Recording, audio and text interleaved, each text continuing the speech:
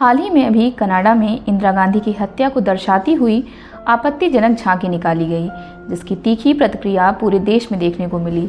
विदेश मंत्री एस जयशंकर ने कनाडा को कड़ा जवाब देते हुए इस घटना को स्वीकार्य योग्य नहीं बताया। साथ ही इसे अभिव्यक्ति की आज़ादी का अतिक्रमण भी भारत की ओर से कहा गया। आइए आज के इस वीडियो में समझते हैं कि इंदिरा गांधी की हत्या किसने की थी, क्या था ये ऑपरेशन ब्लू स्टार जिसका हर्जाना देश को अपनी पहली महिला प्रधानमंत्री को खोकर चुकाना पड़ा, कौन था ये भिंडरावाला जिसकी वजह से इंदिरा गांधी को ऑपरेशन ब्लू स्टार का आदेश देना पड़ा। 6 जून 1984 के दिन सिखों के सबसे पावन स्थल स्वर्ण मंदिर परिसर में भारतीय सेना की कार्रवाई ऑपरेशन ब्लू स्टार की यादें आज भी लोगों को टीस देती हैं। 1984 तक पंजाब के हालात बेकाबू हो गए। स्वर्ण मंदिर में डीआईजी एएस अटवाल की हत्या के बाद से पंजाब सुलग रहा था।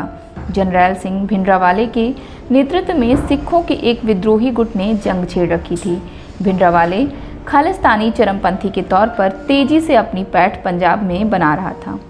80 के दशक में पंजाब हिंसा की आग में जल रहा था और स्वर्ण मंदिर परिसर से खालिस्तान समर्थक भिंडरावाले ने अपने साथी all India Sikh students federation के प्रमुख अमरीक सिंह की रिहाई को लेकर अभियान शुरू कर दिया।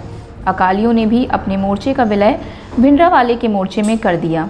पंजाब से आ रही हिंसक खबरों ने दिल्ली की सरकार को सकते में डाल दिया और तत्कालीन प्रधानमंत्री इंदिरा गांधी ने सिखों के सबसे पवित्र स्थल स्वर्ण मंदिर में सेना को ऑपरेशन चलाने की अनुमति दे दी। ऑपरेशन ब्लू स्टार के लिए हरी झंडी देना इंदिरा के लिए इतना आसान नहीं था। 5 जून 1984 को रात में 10:30 बजे के बाद काली कमांडो पोशाक में 20 कमांडो चुपचाप स्वर्ण मंदिर में घुसे, जिन्होंने नाइट विजन चश्मे, M1 स्टील हेलमेट और बुलेट प्रूफ जैकेट पहन रखी थी। उनके पास कुछ MP5 सब मशीन गन और AK-47 राइफल थी।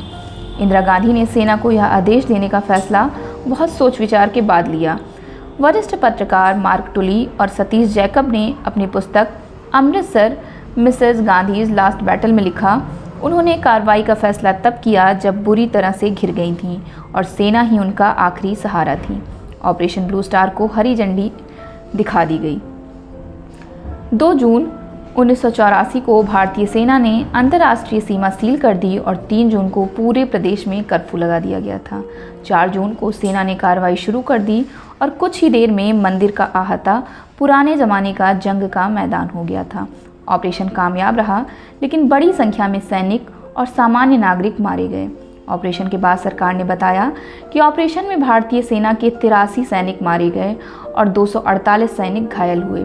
इसके अलावा 492 अन्य लोगों की मौत की पुष्टि हुई। इस घटना के बाद पंजाब में माहौल बेहद तनावपूर्ण था। ऑपरेशन ब्लू स्टार की सफलता की खुशी सैकड़ों लोगों की मौत की खबर के आगे फीकी पड़ गई थी। ऑपरेशन ब्लू स्टार की सफलता की खबर मिलते ही इंदिरा गांधी ने कहा, हे भगवान, ये क्या हो गया? इन लोगों ने तो मुझे बताया था कि इतनी मौतें नहीं होंगी। ऑपरेशन ब्लू स्टार के बाद से खुफिया ब्यूरो को लगातार इंदिरा गांधी की हत्या की साजिश रचे जाने के इनपुट मिल रहे थे। इसी के चलते रॉ के पूर्व प्रमुख RN काव को PM का सुरक्षा सलाहकार बनाया गया। इसके बाद इंदिरा गांधी के सुरक्षा दस्ते से बेंत सिंह जैसे सिख गार्डों को हटाकर दिल्ली पुलिस में वापस भेज दिया गया था। वरिष्ठ पत्रकार सागरिका घोष अपने एक article she handpicked him he shot her dead में लिखती हैं, इंदिरा गांधी ने सोचा कि सिख गार्डों को हटाने से जनता के बीच उनकी सिख विरोधी छवि बनेगी, लिहाजा उन्होंने दिल्ली पुलिस को अपने सिख गार्डों को बहाल करने का आदेश दिया, जिसमें बेंत सिंह भी शामिल था। सिख समुदाय का एक बड़ा हिस्सा ऑपरेशन ब्लू स्टार के कारण इंदिरा से नाराज हो गया था। उस दिन Indira Gandhi British actor Peter Ustinov से मिलने जा रही थी, जो उनका इंटरव्यू एक डॉक्यूमेंट्री के लिए करने वाले थे। उनके सुरक्षा गार्ड्स बेंत सिंह और सतवंत सिंह दरवाजे पर उनका इंतजार कर रहे। जैसे ही वह दरवाजे से निकली तो बेंत सिंह ने उनके पेट में 3 गोलियां दाग दी। इंदिरा गांधी गिर गईं और सतवंत सिंह ने अपने स्टेन गन से उन्हें 30 गोलियां दागी। दोनों को पकड़ लिया गया और इंदिरा गांधी को तुरंत अस्पताल ले जाया गया और कुछ घंटों के बाद उनका निधन हो गया।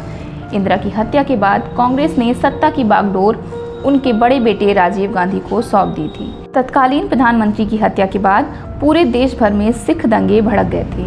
ऑपरेशन ब्लू स्टार में जरनैल सिंह भिंडरावाले के मारे जाने के बाद खालिस्तान मूवमेंट कुछ कमज़ोर पड़ गया।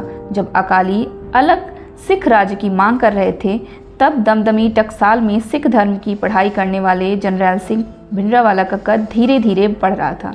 जब टकसाल के गुरु का निधन हुआ तो भिंडरावाले को टकसाल प्रमुख का दर्जा मिल गया।